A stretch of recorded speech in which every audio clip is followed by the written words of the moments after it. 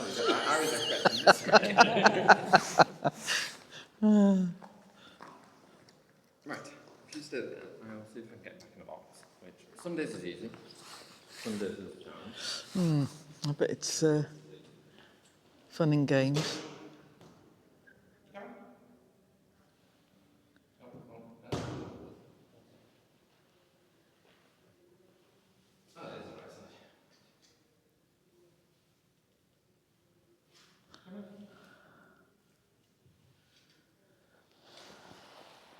If you walk over here, you might just seeing how they do kind of you take me to my box.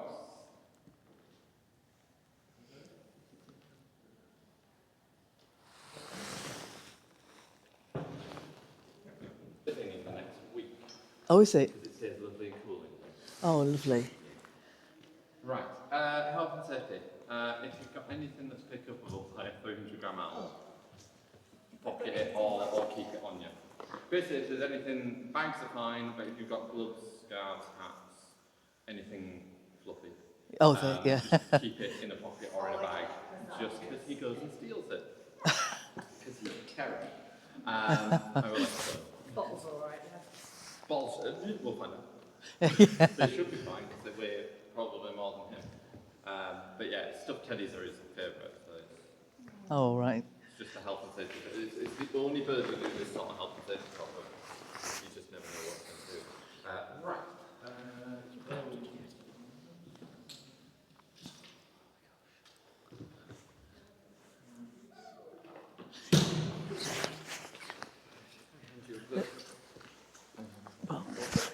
Do you put it on the dominant on your All your left-handed. So we do everything left-handed, simply being the majority of us are right-handed, so all the fiddly bits. Yeah. You want your dominant hand to be able to do all the fiddly bits.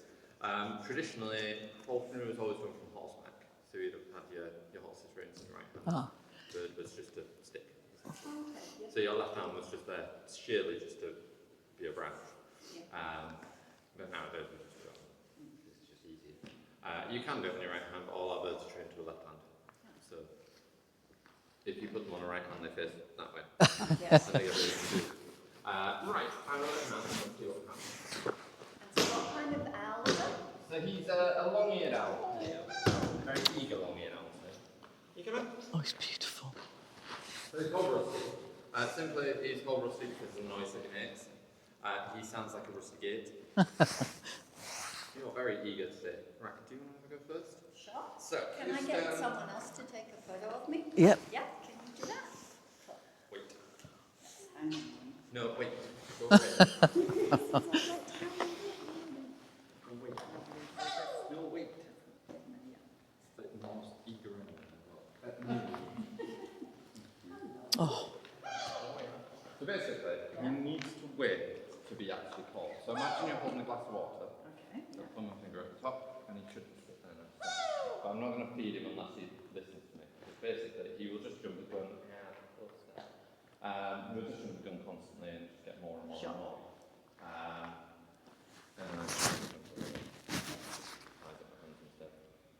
So we're trying to teach him manners, essentially. Stay on my back. You're supposed to be up there. You know this. 1 second. Come with me. Needs to be here as well. Sure. Right. And look, it's all fine. So he does this, and... Right, sorry, I'm just going to go in. you've got no spatial awareness, has it? Behind you. Oh, that's right. I can deal with that. So once he waits for the clicker, he then gets food, but he's just got to learn that's what. That's what. Every single time you fly him, it's like he's forgotten everything. By the end, he'll be behaving and he'll do as he's told. So he'll be good for you. Come in. Oh, No, we got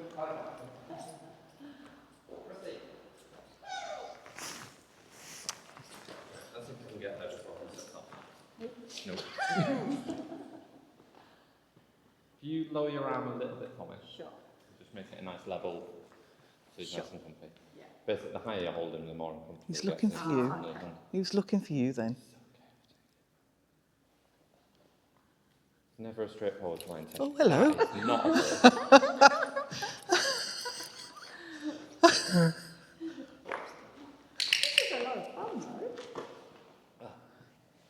Just gets my steps in. In a very short distance, I do about 10,000 steps.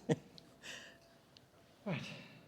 He's slowly settling down, so I can talk about it. Yeah, so he's a long-eared owl, which It's a look around me for you. at the moment, he's not really showing them off. But the namesake is the ear tufts on top of his head. At the moment, they're not really doing anything. They're just sort of plopped. Very technical term, plopped. But they are purposely they tell us what mood he's in. But they also are used as camouflage. So the colorization of him means that he is invisible in a tree because he matches the colour of your woodlands and your forestry. But having a circular blob in a tree sticks out quite a lot. Right. So the two ear tufts, if he's trying to hide, they go vertical on the top of his head. You have no patience whatsoever. Can you spin around? Turn around. Thank you. So the two ear tufts supposed to be up there. Oh, it's nearly landed on you then. He's behind you. It's Oh, there we go. He's learning. He is learning that he doesn't get anything. Oh, he's gorgeous, isn't he? Where's Steve? There we go. We'll figure it out.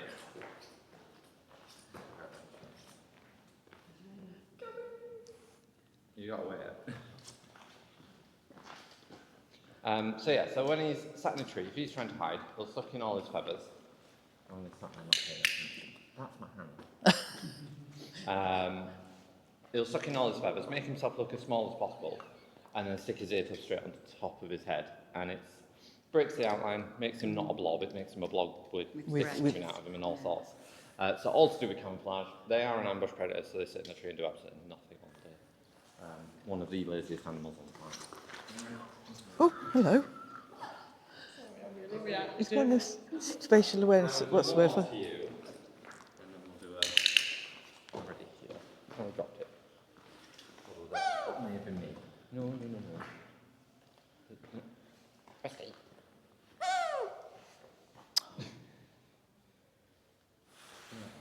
Right. Do you want to swap on over? Sure. Okay. Check them just in case I didn't. No, it'll all be good. I'll try and get back over there. I'm keeping my hand out of the way. Do you want to do pictures as well? Can you do with that hand? Absolutely, yeah. Oh. Do you want to switch? Are you feral?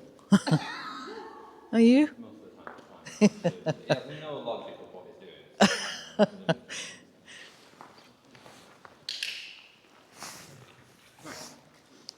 But yeah, the reason I have to give the health and safety warning is he is a thief. So he's learned to steal off children. So the first time it happened, there was a child came in, got a little stuffed snowy owl from the shop, took it out to watch a show, we were flying him, accidentally dropped it, he took one look at it and went, thank you very much. Shot off with it, spent 5 hours in a tree, devouring this little teddy. Oh, And no. the only reason he came back was he dropped it in a bramble bush. And he was like, I can't get that. Came back. We eventually found it. He basically ripped the eyes off it, ripped the feet off it, and left it. Oh, bless him. But ever since that, if he sees a teddy, he's just like that. You just, belongs to me. I'm having. I am having that, thank you very much. So he now steals off children, because if a child just stood there now, he just goes, I know what you're going to do if I fly towards you, and that's just let go of it. So he just sees a child holding a teddy and goes, thank you very much. Well, How old is he, James? he's now, I want to say 8. I want to say 8, but I might be wrong. 2018 or 2019? All right. It's trying to memorise 34 birds' birthdays and dates, and you're like, is it you that's 8 or is it? It's watching your hand movements and everything, isn't They learn the movement of the bag. Of course, yeah. You get into a habit every time your hand goes in the bag. You're not pulling anything out, just doing this. But you get into a habit that much you do it outside of work. So you go into a shop and you'll be stood at Tesco's, like buying food, and you'll put your hands in your pockets, and you go like that to the cashier. And it's like, what? You've got a chicken leg or... Oh, you do that a lot. It's like, what's this in my bag? And you stood in public and you're like, a leg of some description. you're very eager. But yeah, you get all sorts of random routines that you do on a day-to-day basis. I can imagine, yeah. The worst, so when I first started doing property, I lived with my parents. I was 15, so teenage boy at 15. Didn't do any of my washing up, didn't do any of my anything. I just used to get home, get changed, go out. That's it. And that was it. So my mum would do my washing. She'd Oh, throw is all after your thing that... Sorry. I didn't think it was fluffy enough, but clearly. Anything is. That's not. I wanted to come in. You do your own Right, thing, you go away. So what were you saying, James? Yeah, so I did all. I'd get home, get changed, go out, and my mum would do all my washing, and then I'd get home and she'd be stood. I'd get pulled in. Get in here now. She'd just pull out a mouse, and I'd be like, oh. Probably thought you were a future serial killer, because that's how they start, isn't it? Oh. Leaving things everywhere. You My imagine? house would just be Imagine that, going through your son's... Oh, let's just check there's no tissues in, then you pull a mouse out. just a random mouse or a chick or Oh. bit of something. Thankfully, my mum was used. My mum's dad, my granddad, was a gamekeeper. Oh. So she was used to it. She's used to coming home and there being a pheasant in the yeah. room. Sprung up. Oh, dear. There we go. Picking your moments when you can get in there and actually get the basic food. The challenge is. He's pausing anyway. Very quiet flight. Completely silent. So their feathers are developed to not. To not make a sound. Not make a sound, but their flight pattern is also developed in a way that they don't make sound. They also make as little ground effect as possible. So if you get a pigeon flying over low, if you get the grass underneath, it'll move all the grass with the amount of wind that's coming Oh, through. right, yeah. Whereas now, it won't move anything. They've done tests with owls, basically flown them in a quiet room, put microphones in there and a table of feathers. Flown the owl over it, and no feathers move, and the microphones, there's about 10 microphones, don't pick up. Wow. But then they did the same with a pigeon and a peregrine. And you could the hear pigeons everything. went everywhere, it's just like, Wow. and the peregrine again makes sense. A lot of noise. Because they're factory speed. So Yep. if you make sound at that high speed, it doesn't matter. You're going that fast that nothing's going to get away from it. Whereas him, he flies at maximum 40 miles an hour. So if something heard him, it's off. So silent flight is their way of hunting. Yeah. Basically, nothing hears you, but also it doesn't interfere with Well, your yeah, hearing. yeah. So his hearing, mouse's heartbeat from about 6 feet away. So if you had a wing beat like a pigeon's that was loud, it would interfere with that. It wouldn't be able to pinpoint when it's hunting. But their specific predatory style is to sit in a tree and do absolutely nothing. Rely on the camouflage, be invisible. Inevitably, something walks under your tree, hop out, catch it, go and sit back in the tree. So they have developed their lifestyle around being the laziest animal on the planet, which is why they don't have a large brain. So the wise old owl fact is a load of rubbish. They've never had to develop a brain because their hunting style means that they don't need to have an intelligent brain. Somebody told us because their skull's tiny, isn't it? Like Their a skull lot of is, it. so if you drew a line halfway down his eyes vertically, It's that's where his just skull feathers, is. yeah. There's nothing to it whatsoever. His eyes take up about 70% of his skull. There is also a small pool of blood in his skull underneath one of his eyes, sort of down here on us, that fuels his brain for a period of time. So because they can turn their head 270 degrees, in doing so, all the blood vessels that carry blood to your brain twist up. If you do that for long enough, you pass out. Yeah. So to prevent that, they've developed like a reservoir tank. So it fuels the brain for a period of time when they cut it off. Once that's empty, it turns back around, refills everything. So it means they can sit there, and it's so they're not giving off a big object moving in the tree.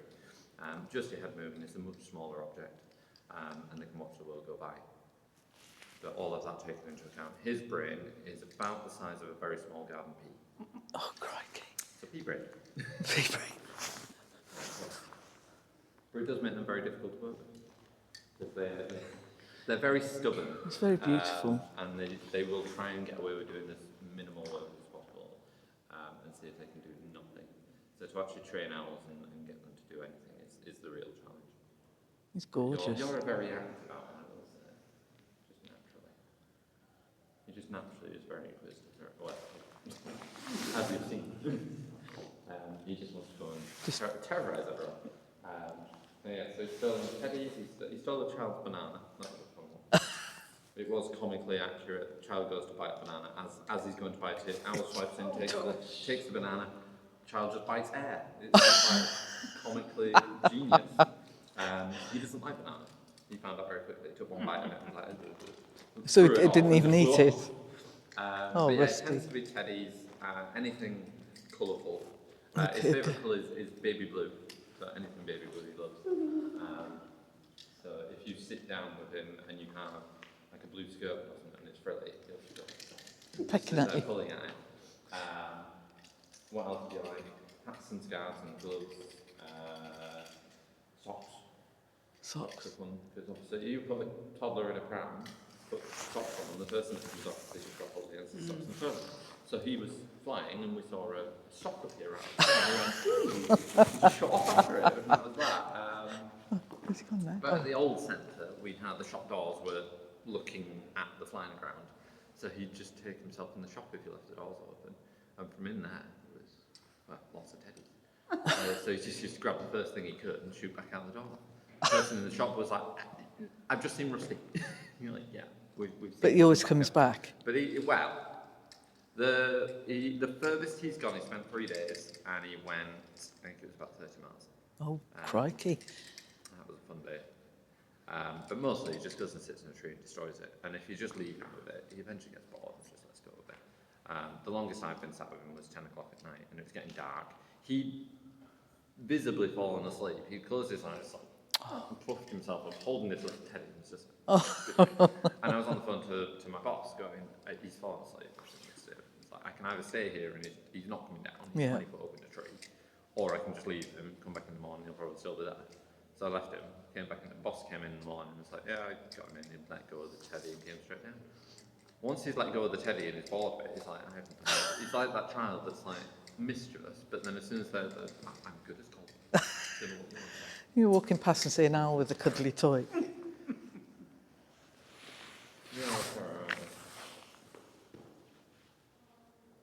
Completely different birds. But thank you for coming and seeing us. Enjoy the rest of your day, and thank you. I'm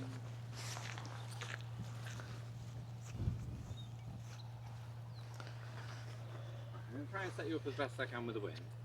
Might all go to pot and it'll be absolutely useless. Basically, you will want to fly, imagine a plane taking off and landing, so you'll want to do it into the wind. So if the wind comes from that way, you will want to come from that way. So if you sit and face that close, so like this. And essentially, that's the best option I can give you. Well, if you want to face the plane down, right, okay. And I can go back and forth. So if you can look at it.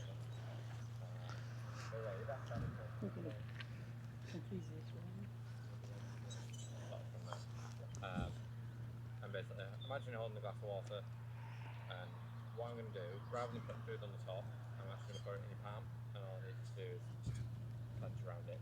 He will land. Once he's landed, just open the top three fingers. Okay, so this is the red kite. Right, I will let him out and call tail, and we'll see what happens. Does it land on you? On me? Yeah.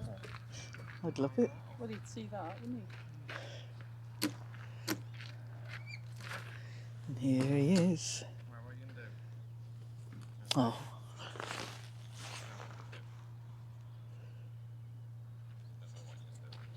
stunning bird. I don't know. The easy answer to this is I don't know. What are we doing? Make your mind up. Are you flying? Are you sitting? Are you flying? Right. So, I will warn you, he won't do this to you, but he'll do it to me continuously. It will look, I'll make it look like he's giving me a high five. He's not. He's trying to beat me up. So it's the kite mentality of stealing food off people and being ordered by seagulls is overdrive when you've actually trained them and fly them. So he may just come over to me and give me a swift punch on the back of the head or something. So if I am not paying attention to him and talking to you and he's behind me, just if he starts flying towards me, Tell you. just give me a heads up, because it does hurt. Right, I'll start over here. So if you hold your arm nice and straight, pop that in there. He may swipe at the glove a few times and try and take it. Like that. Just don't let him take it. He will eventually settle and actually just land. Come on. Kite is basically, they want to do everything in the air. So if they can get food and take it in the air, there we go. They will. So we try not to let them do it. No. Okay. This is the issue with flying flat. It makes a mess and then everyone can move. There we go. We got a real one as well. I was going to say, because we're flying a red kite, it draws all the other red kites in. Because they assume a kite circling normally means there's food on the go. So that one's just come over to have a James just said he, when the kite's out, he draws the other kites, the wild kites out. anything, it disappears off. So we may stick it. Don't go play with it, it doesn't want friends. Right. Okay, I'm straight out. So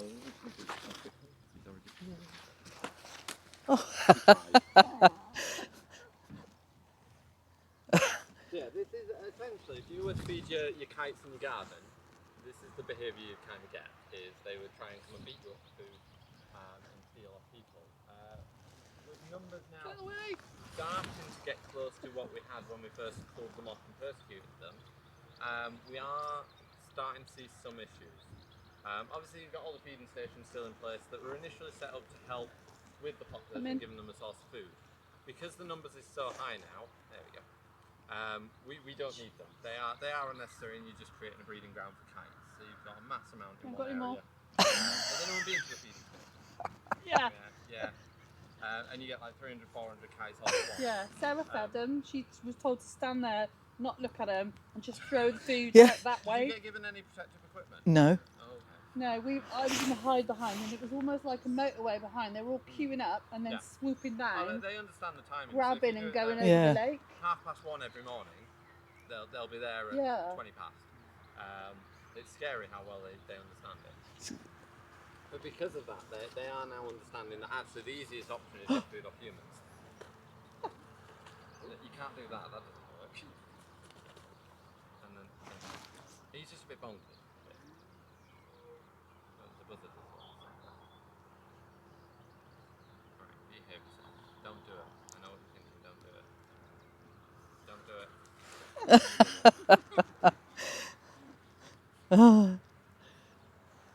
That's what I get. It's Oh, bomb you. just gonna let him disappear a bit, and then He's very once mischievous, he's this ranging one. off. You bring out the naughty side in them, didn't you? Oh, yeah. I do. Rusty's just always not.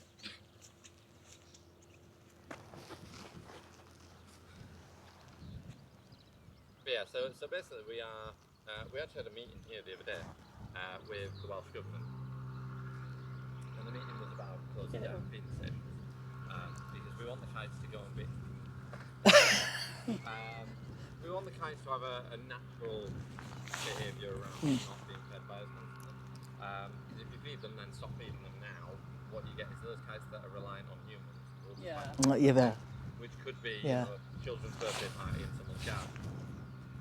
I am aware that in England there is a school now that they can't let the kids eat outside because the kites will come and steal food up. So yeah, there's a bit of an issue.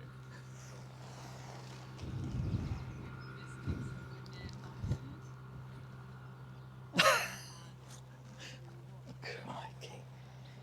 He's a big lad. He really... Yeah. You get them all over now. It's now hard to if you don't see them. It is can't work.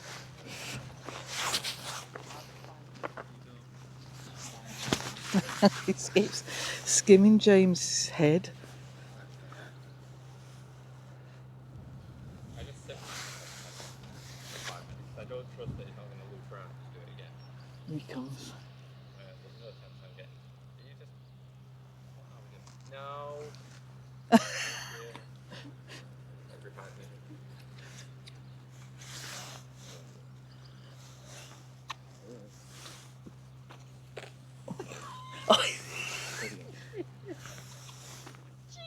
Oh, we had it. I saw that. I was like, Sorry. he's going to have that. Down with it. Try and put it in as much as possible. It's over here.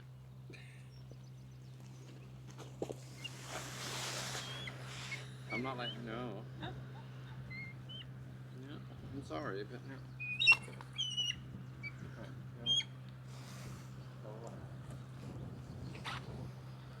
Stuck on your shoe. It's weird how used to you get to. Coming.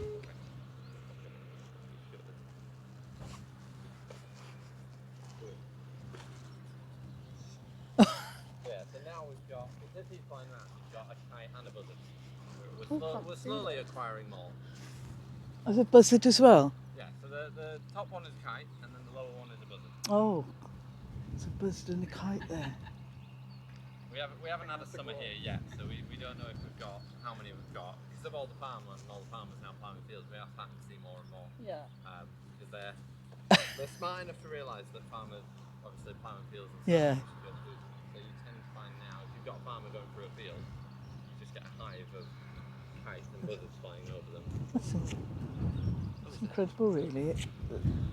These birds bring out the wild of their species. He's just that small.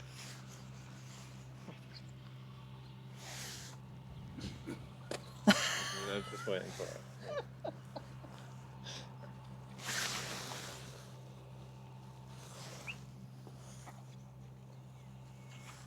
No, not me.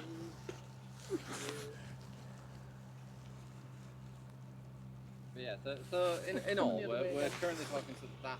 So I said I'd try and set you up so the wind's hitting him in the face and it's working properly, and then he does that, and it's just goes against everything that I just said.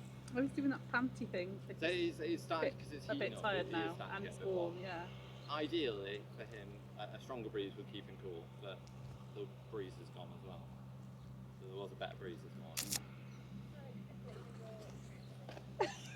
Every time.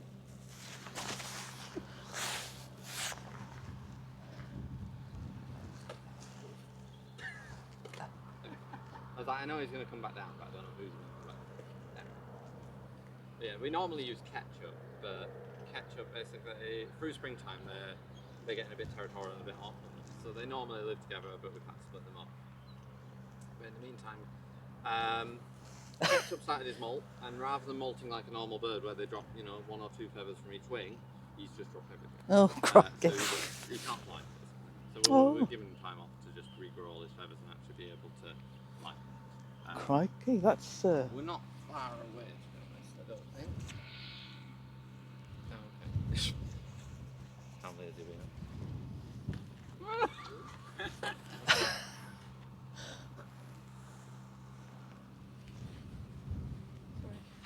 I was just going to move you aside. You're going to do it. Eventually, like. Does he always do that to you, James? What? Dive bomb The you? dive bombing, yeah, I get it quite a lot. It's just the bully mentality of this. Yeah. Essentially, if you left all the wild kites to be fed by humans, that's what you This get. is what they do. It's why we persecuted them in the first place. So if you imagine Stunning. medieval times, we just used to throw all the food waste into the streets, and water would just run through the street, and it would Right. just carry it to the next village.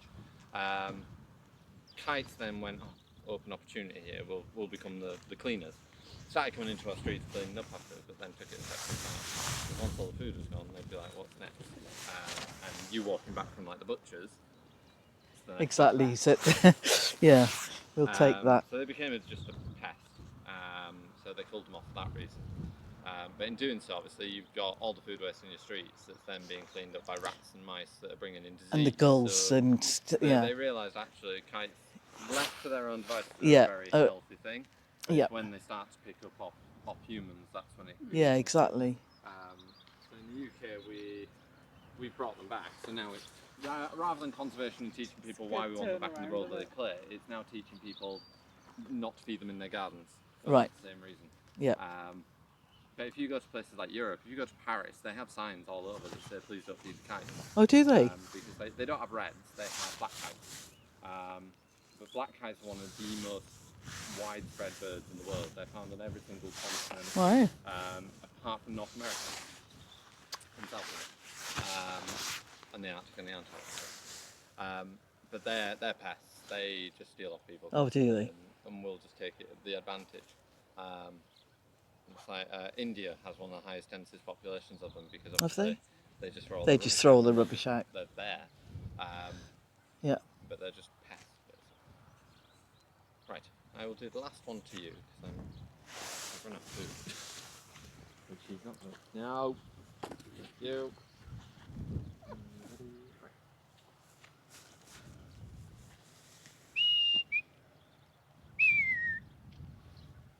And then what I'll do, I will go and get his box, and while he's sat there,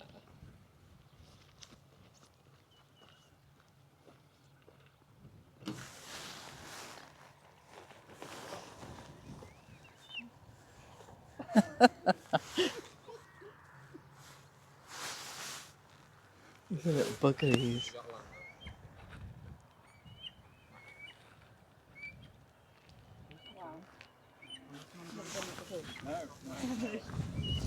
So there you have it.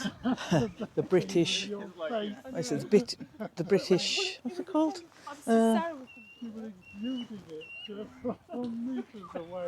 the place called? The British. The British Bird of Prey Centre. Sorry about that, folks. British Bird of Prey Centre. Another quality place. Get yourselves down here. It's not far from Carmarthenshire, from Carmarthen. Well worth a visit. Until the next time, take care, folks. Bye-bye. Hi, good afternoon. I would say I apologise for the lovely smell, but that is unfortunately out of my control. I will, however, apologise for being 5 minutes late. One of the birds decided she didn't want to come out and fly for us, so we had to do a last-minute switch. Have I got food? Yes. I have someone's food. I don't know whose. Whose food are you after? Oh. Bear with. I will double check. I've got Amber's. And Forest, yes. Right, just double check we have got everything, otherwise we're going to be another 5 minutes. Right, we are going to start off, and we are going to start off with our most common species of owl in the UK, and that is our tawny owl. So this here is Forest. He is 2 years old this year, so he still acts like a baby. He still technically is a baby, but he should mature this year.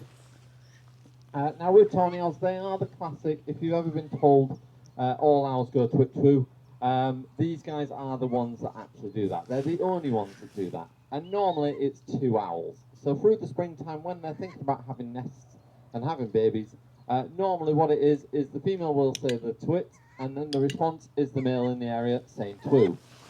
When you do get to winter times, however, that slightly changes, and it actually goes to a territorial call. So you get the full twit-twoos, and it's basically checking to see if anyone's come into their territory. If they have, they go off, have a little bit of a fight, tell them to get lost, and then go about their day as normal. Now Forrest here is, he's hand-reared, so we've had him since he was 2 weeks old.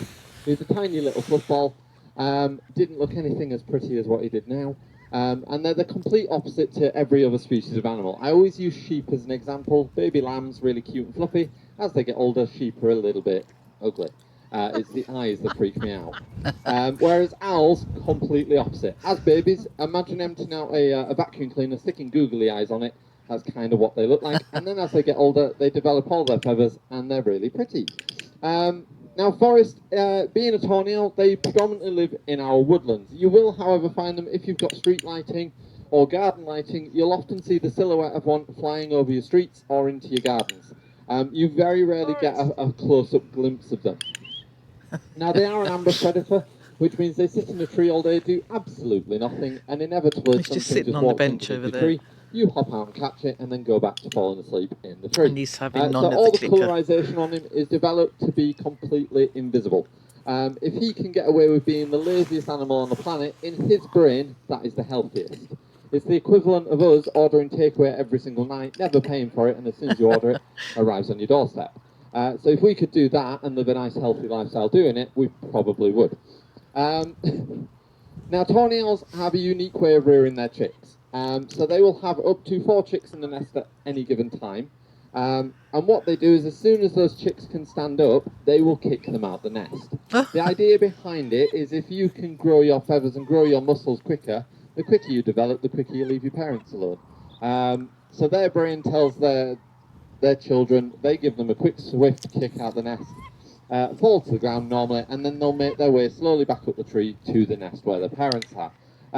Through the springtime, we get a lot of phone calls of people saying, I found a baby tawny owl sat at the side of the road, sat on a footpath. What do I do with it? Do I pick it up and take it home? The easy answer is no.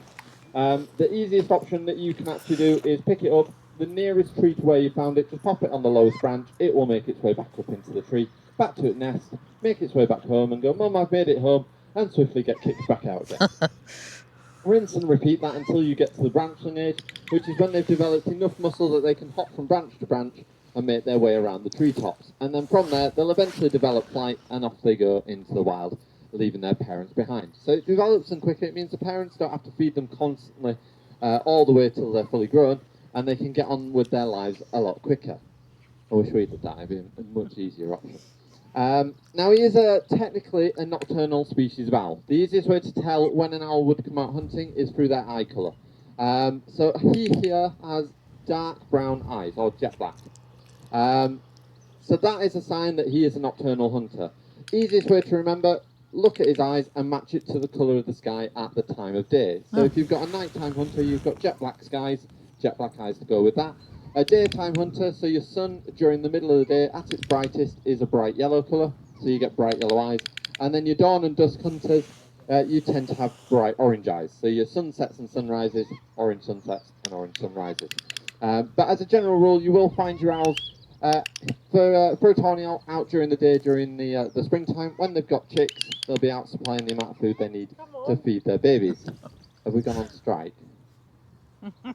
Either that or he's heard the tractor in the background and gone, what on earth is that?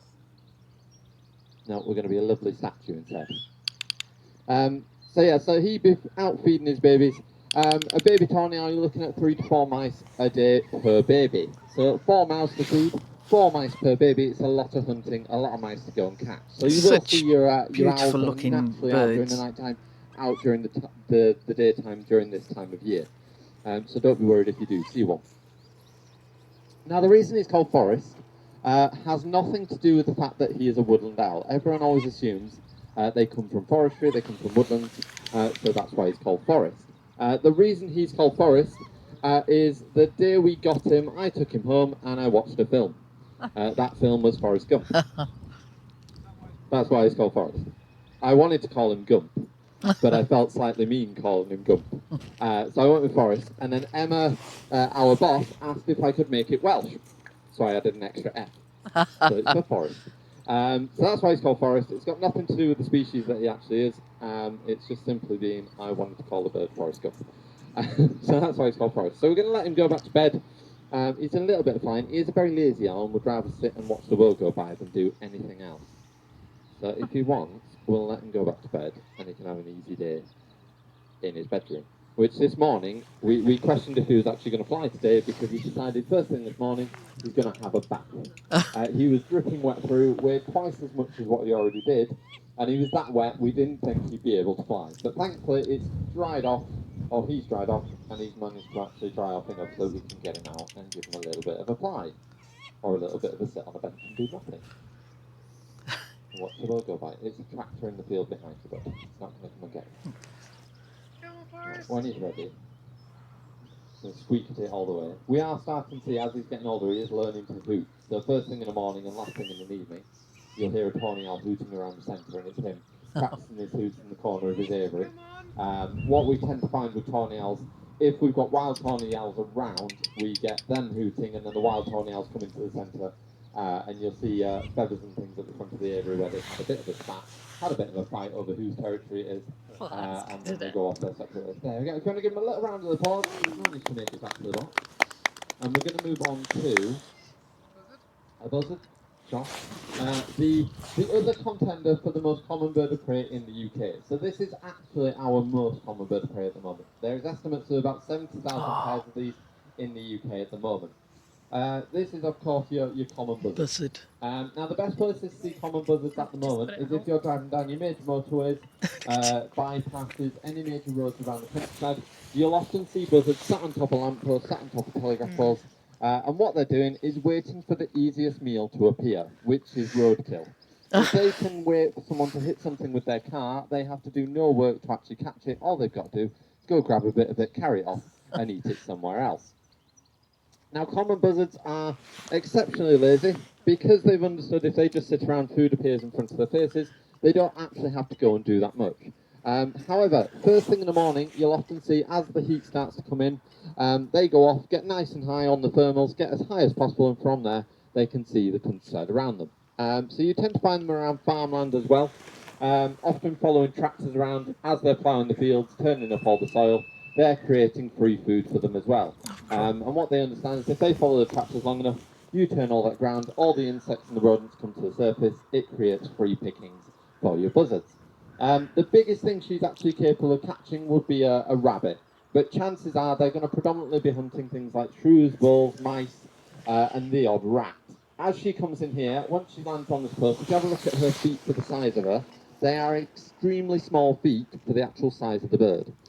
Means she's not really capable of taking down anything bigger than a rabbit, so you're predominantly sticking to your smaller rodents. Now, Amber is actually a rescue as well. She was picked up down in Pembroke Dock, and basically we found her in someone's garden. The lady had seen her crash into a bramble bush in her garden, rang us up to see if we wanted to go and pick her up and take her to a vet. We went and picked her up. She had no equipment on or anything, but what she did have was she had a little ring on her leg. That ring was a breeder's ring. It tells us who bred her, what year she was born, and it actually has an ID number on it as well. So we found out the breeder, rang him up to see if he'd kept records of who owned her, and we could reunite. That's the word I'm looking for. Reunite them, and thankfully he had. So we rang the guy he'd given her to, and said, "We've got your buzzard, do you want to come and collect her?" And he went, slight issue. I gave her away about a year ago.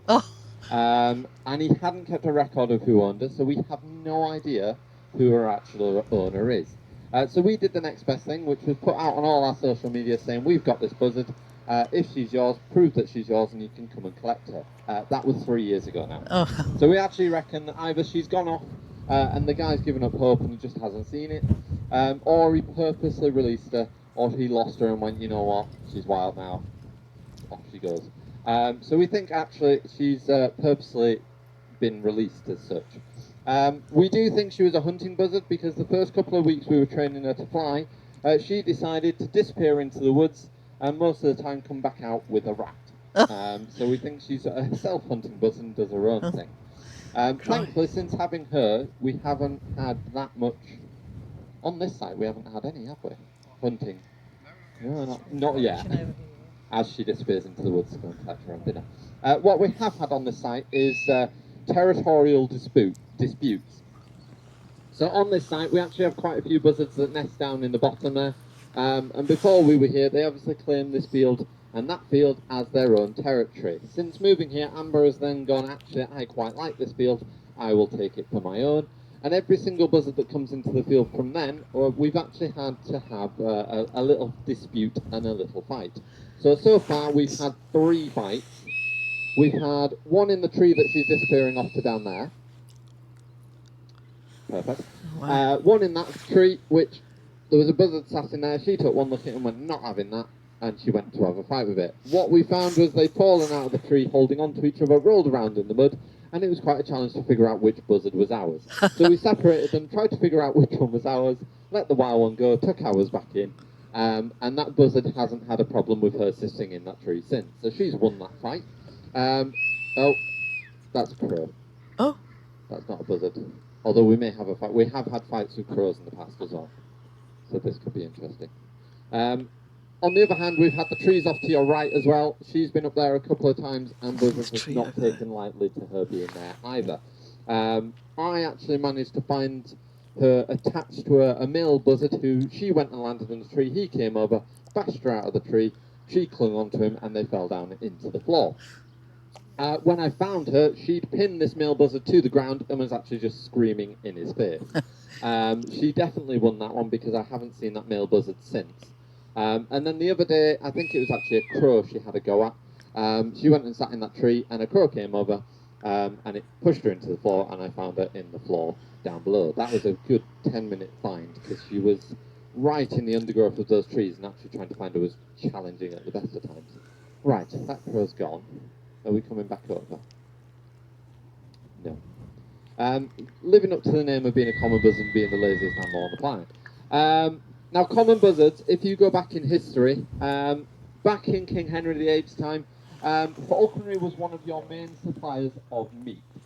You would have had a bird that would have gone out and got food for your family, but depending on your status in life and how wealthy you were, was actually dependent on what bird you were allowed to fly. So if you were very wealthy and you were royal, you were allowed to fly the best of the best. You were allowed to fly the birds that were going to feed your family and your lords and ladies a wide variety of nice foods. And as you get down the status to your lower classes, so your commoners, you were mainly doing all the work on the fields. But it was very important you had a bird that was still going to feed your family something. So you were reserved to have a common buzzard. That is because a bird like this is not really going to feed your family that anything else that anyone wants. So that's where we actually get the name common buzzard from. It's got nothing to do with the bird whatsoever. It is all down to our social standings. If you were flying a bird not fitting of your standings, you were given two options. You could either lose your left arm at the elbow, basically being a walking reminder to anyone else not to do that, or, depending on the bird and how much it weighed, have that bird's weight stripped from your flesh and actually fed back to the bird. And it's where we get the saying, to give your pound of flesh. Either way, you probably would have died from a hefty infection. Right, that was Amber. If you want to give her a lovely round of applause, and then we're going to move on to Squadron Commander. Perfect. Right, so we're going to move on from the lower class bird to your king's bird. This is, if I can get this right, I always butcher this, Squadron Commander, the Lord Flatheart. There we go. We all just call him Flash for short. Alex really likes giving birds extensively long names. So this is Flash. Now Flash is a geofalcon. He is your largest species of falcon in the world. They come in 3 different colours. So you've got the lovely whites like Flash here, you've got gunmetal greys, and you have blacks as well. And depending on where they come from in the world is dependent on what colour they tend to be. So Flash here being a white geofalcon, they were predominantly found in places like Greenland. Your gunmetal grey ones tended to be the northern tips of Scotland and Iceland, and then your black ones tended to come from Canada. Now the white ones were the most cherished and sought after. These ones were given to kings around Europe as a status symbol as such. Because it's the most powerful, it's the biggest falcon, it was a symbol of power. They were given to everyone around the European kings just as a present. Now what we're going to do, I'm going to move out the way because we're going to play a little bit of a game. Now we're going to do simulate a little bit of a hunt, but this is a way that you would exercise your falcon, build fitness, and once it's nice and fit, you remove the lure and you would go off and catch your dinner. There's a kite directly above him as well. Now Flash has only been doing this for about 6 months now. He is still learning and he is getting very good at it. When we first started training him, he had no idea what he was supposed to do, and he predominantly hovered above the falcon's head and just tried to catch it as soon as it appeared.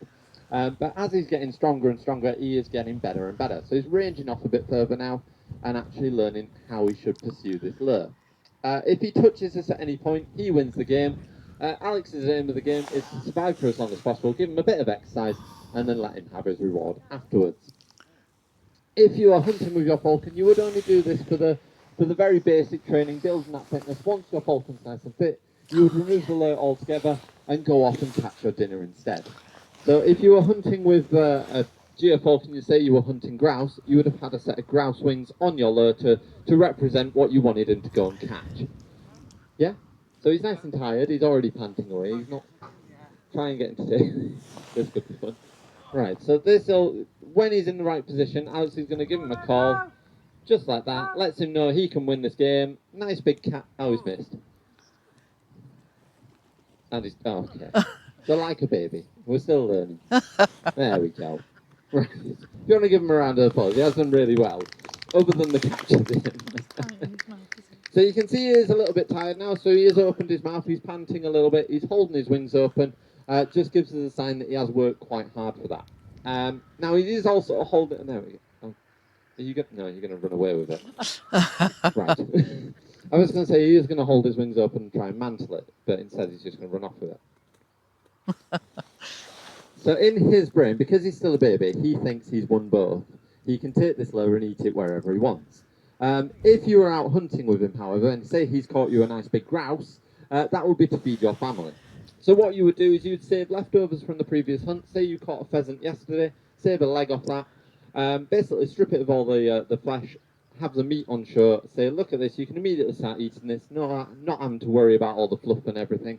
He sees that as an easier option, takes what you've got, lets go of his quarry, you take the grouse, put it in your bag, that's to feed your family. You both get a nice big reward for doing it, and it's a working partnership. So you're not stealing off him, you're offering him a better offer. He should see that and let go of whatever he's caught, or destroy whatever he's caught, and then eventually decide, I don't want this because there's nothing on it. I say should. He might want both. It's a bit of quail. We do spoil him. Well, Alex spoils him. A bit too much. So yeah. So once he's finished that and got bored of it, whatever's on it, he should see what we're offering, go, oh, that's much better. Let's go with whatever he's caught, just like that. That goes into your bag, and you've both won and both nice and happy. It means your bird's nice and happy, and it will do it again and again, over and over, as long as you always get that reward. So it is a working partnership. There we go. Oh, we're pogo sticking. What are you doing? Oh, Where are you going? No. I'm going this way. He is a very friendly falcon, I will Come say. on. No. Like, I want to see these people. Flash. You in here. Come here. Flash. You can kind of tell he's a baby, can't Come you? here. Flash. Up. Right. Are we going to bed? There we go. If you want to give him a round of applause, he's going to hop back in his box once he gets there. By himself, he'll do it himself. He doesn't need Alex.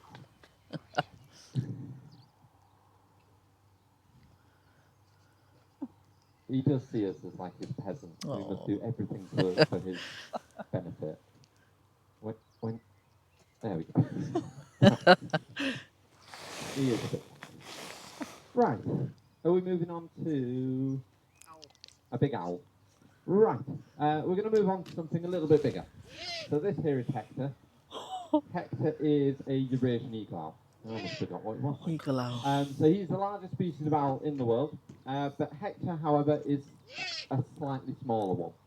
He weighs 1.8 kilos, which for an average male Eurasian eagle owl, you'd be looking at around 2 to 2.2 kilos. So it does tell us he's relatively small. If he was a female, however, he could get anything up to 3 kilos. So they are the largest species of owl in the world. At the moment, officially, we don't have these in the UK. If you go back in history, though, we had them up and down the UK in all our dense woodlands. We actually persecuted them, got rid of them because of the increase in farming, but also the increase in people getting your little chihuahuas and things. Everyone was a little bit worried that these guys were going to come along and eat all your pets, which they're not. Unless you're going into the woods, leaving your dog 3 miles away from civilization with no one around, you're perfectly safe. They are much more scared of us than we are of them. So unless you're leaving your dog 3 miles away, in which case, you probably shouldn't have the dog in the first place. But anyway. Unofficially, however, we actually have about 30 to 40 pairs of these in the UK at the moment. And it's down to, a lot of it is down to Harry Potter. A lot of children watched Harry Potter, saw that he had a pet owl and went, oh, Mum, can I have a pet owl for Christmas? Some people didn't really do their research, got them pet owls, and then realised their mistake. Very quickly realised they get quite large, they do have a temperament to go with them, and they eat a lot of food and make a lot of mess. And what they did was either rehome them or just release them into the wild or lose them. So a lot of the ones in the UK now are actually captive bred birds that have escaped or been released into the wild. And because we have a setting in certain areas that would fit a Eurasian eagle owl, they have managed to live and survive. So the densest populations in the UK at the moment are places like Kielder Forest up in Northumberland, the New Forest down south, and there's some in the Lake District, but I can never remember the name. Grisdale Forest. I remembered it. But the most famous is the word I'm looking for, pair is actually in North Yorkshire. And depending on who you ask, is depending on if they're in a really good place for owls. So they are actually living on an army base. Now the part of the army base that they're living on is the firing range, which isn't the best place to live. So on one side you are being shot at, but on the other side you're well within a perimeter fence, you're not going to get any intruders, so you're quite safe. The army have actually been really helpful. So since understanding that the owls are living on the base, they've actually altered the firing range around so they're no longer shooting towards them. Kept them within the boundaries, and they've been there now for about 15 years. Wow. So they're doing really well. The most popular captive bred one was actually in Bristol, and it was living on a bus stop. And basically, it was living on a bus stop every morning. People were going to wait for the bus. If it was around springtime, they knew it was a captive bred bird because it didn't think to have babies with its own kind. Because it was hand-reared, it thought it was a human. It was trying to have babies with the people that were waiting for the bus. So they actually called up a falconer to go and catch that one up, and it's now back in captivity. That was quick. Now, Hector is a big softie. He originally came to us from Cardiff Castle. The guys at Cardiff asked us if we would take him on because he was being bullied. He wasn't being bullied by the locals, he was actually being bullied by the resident crows that lived in Cardiff Castle.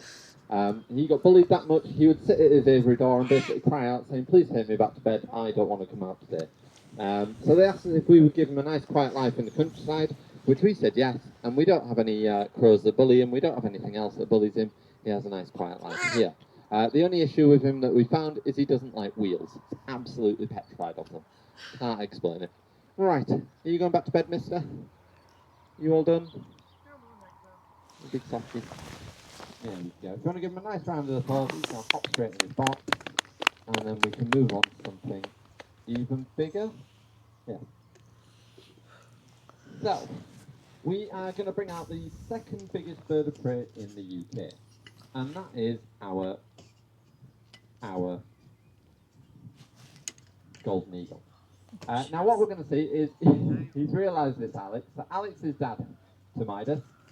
What he does, he comes out of the box and he thinks, I can make whoever give me food straight away. He can bully and push us around. And then he realises it's dad and suddenly goes, oh, maybe I shouldn't do that to dad because he'll tell me off.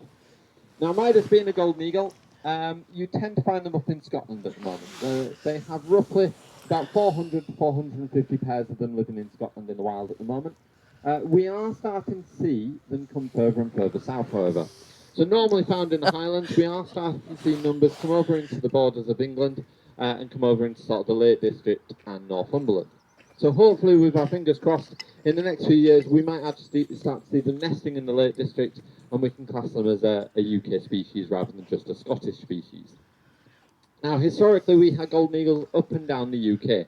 We actually have records of golden eagles living on the Gower in Swansea. So theoretically, in the future, we could potentially have these guys back in Wales.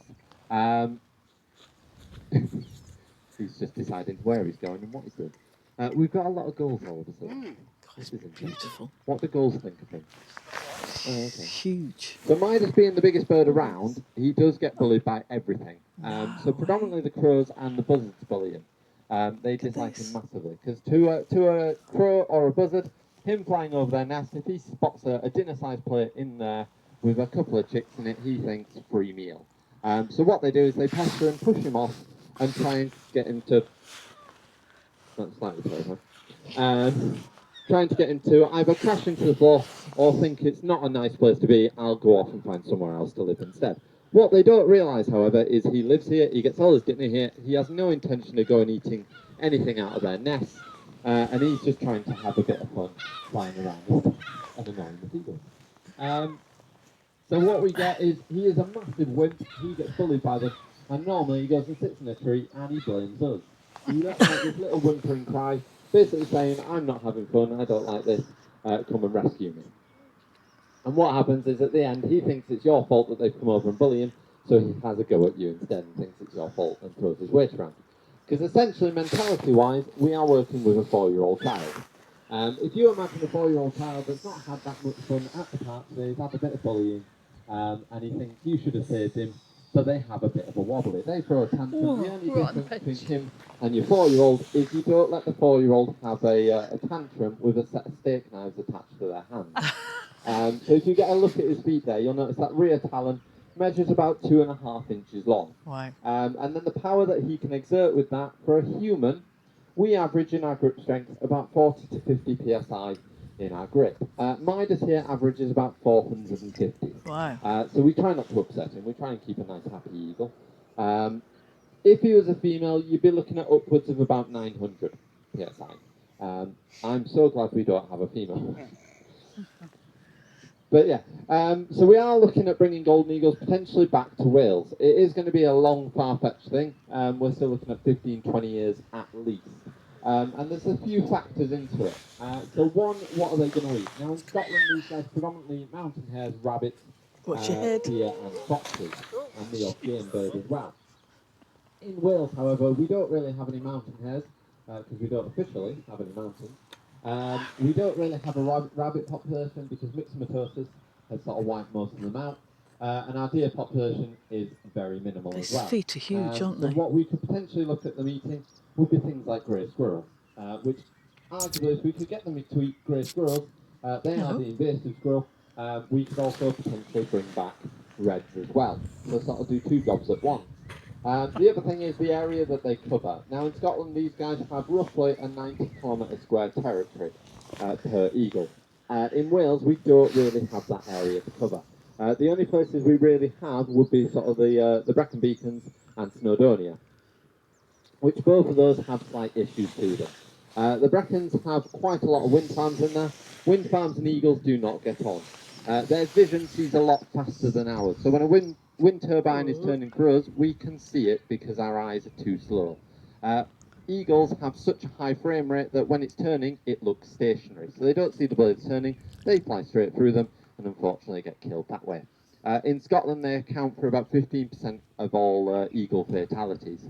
So they are looking at changing that and looking at ways that they can fix the issue. And one of the ways they can fix it is actually just changing the colour of one of the blades. Just changing it a different colour is enough for an eagle to spot the difference in it and not fly through it. Now Snowdon has a completely different issue. The issue with Snowdon is you have 1,000,001 tourists walking up there every single year. You put a pair of eagles up there and they make a nest, that was nice and close. He's You're literally going to have some interaction in some way, shape or form. If you so stray off close the path slightly, to the people. happen to It's go to a golden eagle's nest, they're not going to take too lightly to you being there. So we have to take that into consideration as well. So we are still looking at quite a number of years before we have them back. But in that time that we're bringing them back, we might find that the ones from Scotland naturally come further and further south, and we might not have to do anything at all anyway. Fingers crossed. Right, are you doing that? Is this the last one? Right, we'll do one last one. Big loop round. I'm going to move out the way, just don't know where you're going. I'm so glad I did. So this is the point where Midas gets a little bit overexcited. So toddler mentality, if you say, right, we're going to Pizza Hut for dinner, they get way too excited, and as soon as they see the Pizza Hut, they run on in. Imagine that, but with a giant eagle. So at this point, he gets a little bit grumpy, thinking that he's going to get all his dinner all at once, and he needs to calm down and do it as calmly as possible. But he thinks he can jump the gun and try and beat us up for food occasionally. Now we know he's a nice-mannered eagle simply by the gloves that Alex is wearing. So that glove only comes to his elbow.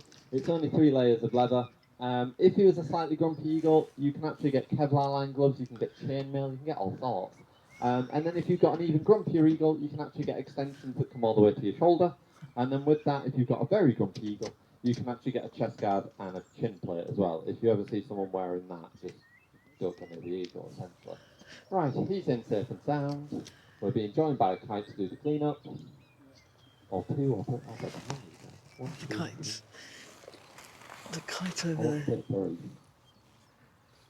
Right, are we, is that the last bird? Yeah. Oh, okay. Right, that is the last bird. I hope you all enjoyed that. If anyone does have any questions for us, feel free to ask either me or Alex or any of us in the centre. We are more than happy to help. If you are flying a kite, stay where you're sat. If you would like to fly a kite, it's £10 per person. Just pop into the shop. Judy will sort you out. We have got another show at 3 o'clock. If you want to come down to that, it'd be